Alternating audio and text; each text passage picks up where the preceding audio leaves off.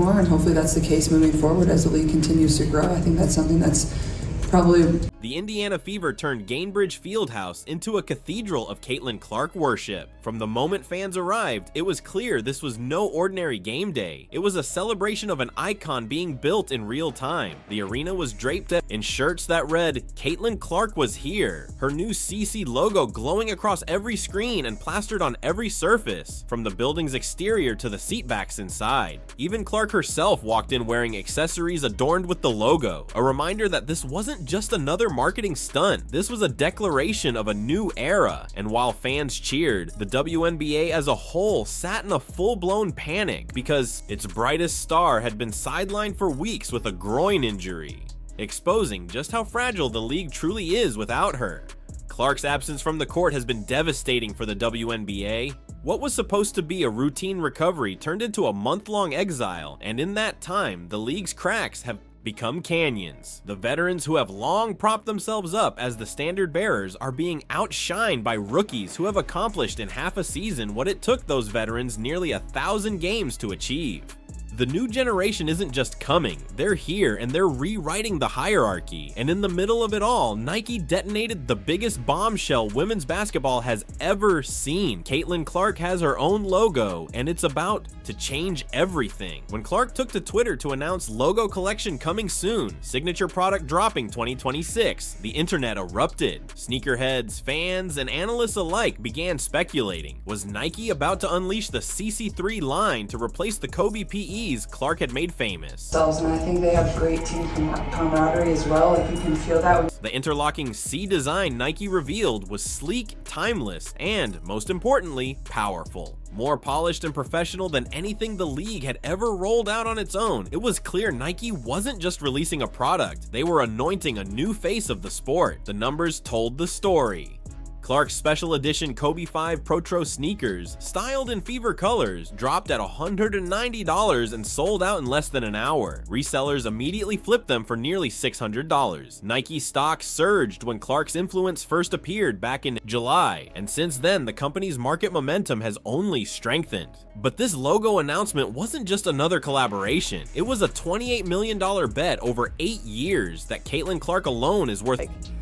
You know, she's one of the main leaders inside our locker room, if not the leader in our locker room, and she's more than the rest of the WNBA combined. And make no mistake, this isn't hyperbole. Clark isn't just joining the exclusive Nike Signature Club alongside Aja Wilson and Sabrina Ionescu. She's surpassed them. She's the first woman in Nike's history to have her very own logo, putting her in the same conversation as Michael Jordan, LeBron, James, and Kobe Bryant. Think about that. While most WNBA players are fighting for basic recognition, Clark is being positioned as the heir to basketball's most legendary brand lineage. The timing couldn't be more brutal for the WNBA. Clark has missed 15 straight games since mid-July, and the league has collapsed without her. Ratings have plummeted. What was once a season-high audience of 2.7 million when Clark faced off against Angel Reese fell to numbers so embarrassing in the rematch without her that networks refused to even release them. The All-Star Game, supposed to be a showcase for the league's best, was down 36% year over year, hemorrhaging over 1 million viewers. The league that had proudly boasted about record attendance and growing popularity suddenly had nothing. The numbers that they were giving us, I'm like, wow, like, I didn't know all this stuff, and now being able to be informed. To say.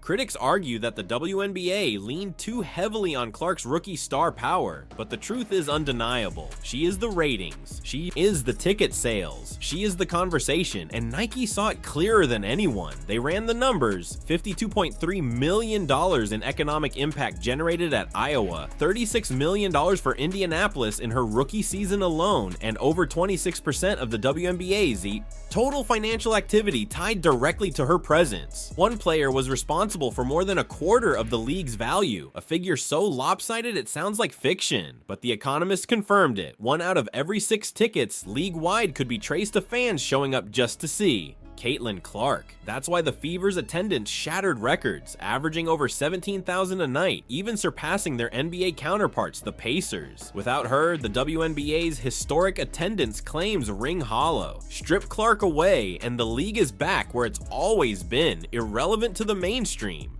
Meanwhile, Nike isn't wasting a second. They've put Clark at the center of their global women's basketball strategy. Executives publicly call her But obviously super excited to continue to grow and more players can be in this league because this league an outstanding ambassador for the game. But behind the polished press release language, the message is blunt. She's the franchise. She's the Magic Johnson and Larry Bird of the WNBA rolled into one. She doesn't need a rival to elevate her sport. She is the rival everyone else measures against. And while Clark rehabs her injury, the WNBA itself has been battered by an unprecedented health crisis. Over 200 injuries and nearly 900 games missed across the league this year, including multiple ACL and MCL tears.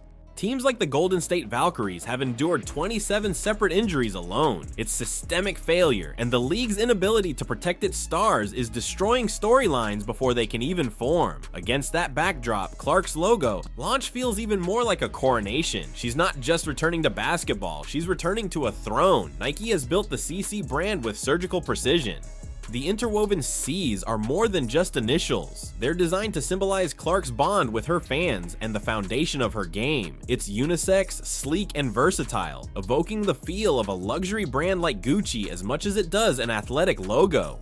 Nike has already confirmed a full apparel line dropping in the fall with the signature shoe set for 2026. Clark even collaborated directly in the design, ensuring the brand carries her identity in every stitch. This isn't just merchandise. It's legacy, and the collaborations keep rolling in. From sneakers to apparel to unexpected deals like her Stanley Cup tie-in, Clark's brand is becoming omnipresent.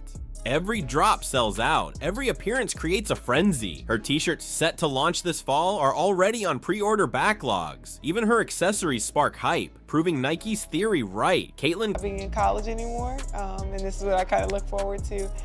Clark isn't just an athlete, she's a cultural phenomenon. Meanwhile, her peers are left watching in disbelief. Players who wore "Pay Us What You Owe Us" shirts at All-Star Weekend now find themselves overshadowed by Clark's Jordan-level endorsement deal, her economic dominance, and her ability to move stock prices with a single tweet. The divide has never been more stark. There are athletes, and then there are supernovas. Clark belongs to the latter, a once-in-a-generation force whose influence cannot be contained by the WNBA's fragile infrastructure. When she returns, she won't just be another player lacing up again. It will feel like a coronation. The fans will flood arenas draped in her logo, chanting her name. Nike campaigns will plaster cityscapes, eclipsing anything the WNBA has ever managed on its own.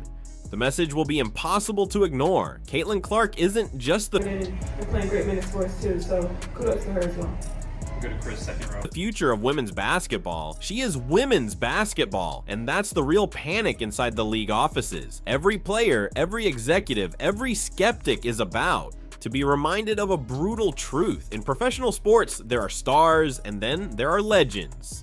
Caitlin Clark has already crossed that line. The logo isn't just fashion, it's a warning shot. The WNBA doesn't run Caitlin Clark. Caitlin Clark runs the WNBA. Now I'll ask you, what do you think this means for the league? Has Nike just exposed the WNBA's biggest weakness? Will Caitlin Clark's rise force the league to change? Or has she already transcended it entirely? Drop your thoughts below.